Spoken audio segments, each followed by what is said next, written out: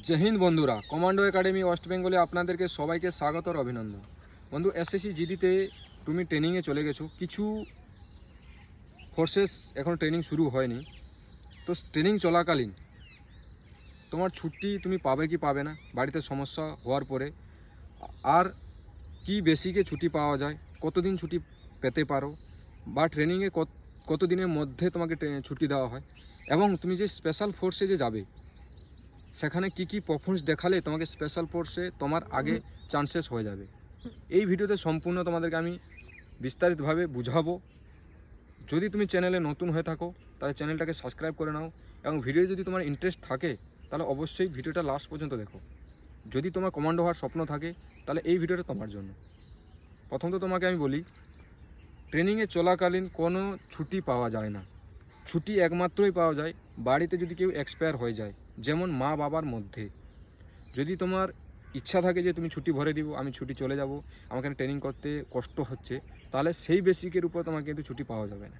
ছুটি তখনই পাওয়া যাবে যখন তোমার 6 মাসের পরে পুরো অল টেস্ট তোমার কাছে, যেগুলো তোমাকে 6 মাসের মধ্যে যা যা শেখানো হয়েছে সেইগুলো তুমি পারফরমেন্সগুলো দেখাবে। ড্রিল থেকে শুরু করে ফিজিক্যাল এবং রিটিন এইসব দেখানোর পরে তোমাকে 15 দিন ছুটি ছাড়া হবে। সব ফোর্সের ক্ষেত্রে 15 দিন ছুটি তুমি যাবে, তারপরে তুমি এসে আবার তোমার ট্রেনিং শুরু হবে 6 মাস। এই হচ্ছে তোমাদের ছুটির ক্রাইটেরিয়া। এবং ফ্যাসিলিটি কী কী পাওয়া যাবে, ফ্যাসিলিটি যেটা সবাই পায় তুমিও পাবে। তোমাকে এখন ডিএ বগেরা তুমি পাবে না, এইচআর বগেরা কিছু পাবে না, শুধু তুমি পাবে বেসিক আর তোমার হচ্ছে মেস কাটিংটা তুমি পাবে মাসিক। ঠিক আছে, পেমেন্টের উপরে ভিডিও আমি অলরেডি চ্যানেলে ফেলে রেখেছি, যদি এখনও দেখোনি তাহলে গিয়ে দেখে নাও, তোমার পুরো ডাউট ক্লিয়ার হয়ে যাবে। এবারে এসএসসি থেকে যদি তুমি ট্রেনিং করছো, আবার সিআরপিএফে যদি তুমি ট্রেনিং করছো, তোমার ইচ্ছা আছে যে কবরা কমান্ডে আমি যেতে চাই, তাহলে কিন্তু ট্রেনিংয়ের সময় তোমাকে পারফরমেন্স তোমাকে ভালো দেখাতে হবে। এমন হয় যে ট্রেনিংয়ের সময় যারা যারা পারফরমেন্স ভালো দেখায় তাদেরকেই সিআরপিএফে কবরা কমান্ডোতে পাঠানো হয়। যদি তোমার স্বপ্ন থাকে তাহলে পারফরমেন্স তুমি ভালো দেখাও, যেগুলো ইভেন্টগুলো তোমাদেরকে করানো হয় সেগুলো পুরো ভালোভাবে তুমি দেখাও, তোমার স্বপ্ন পূরণ করো।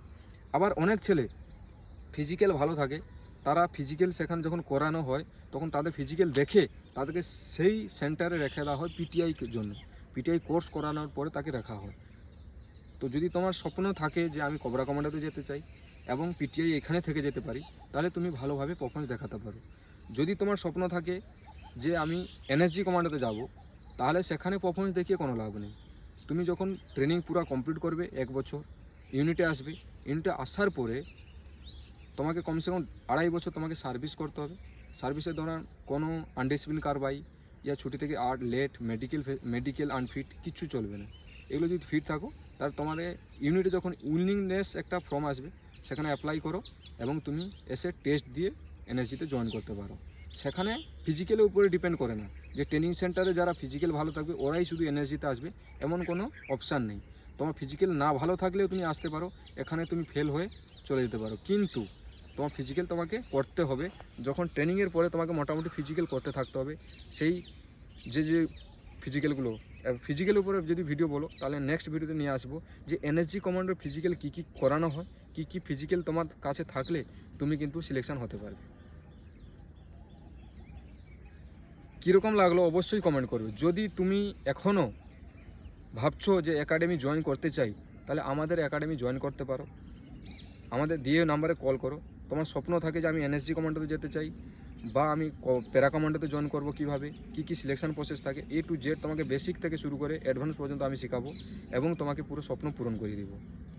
তো অবশ্যই কমেন্ট করো এবং আমার একাডেমিতে জয়েন করো অফলাইন ক্লাসের জন্য। আজকের জন্য এটাই, নতুন একটা ভিডিও নিয়ে আসবো। জয় হিন্দ, রাম রাম, বন্দে মাতরম। কিতনা মিনিট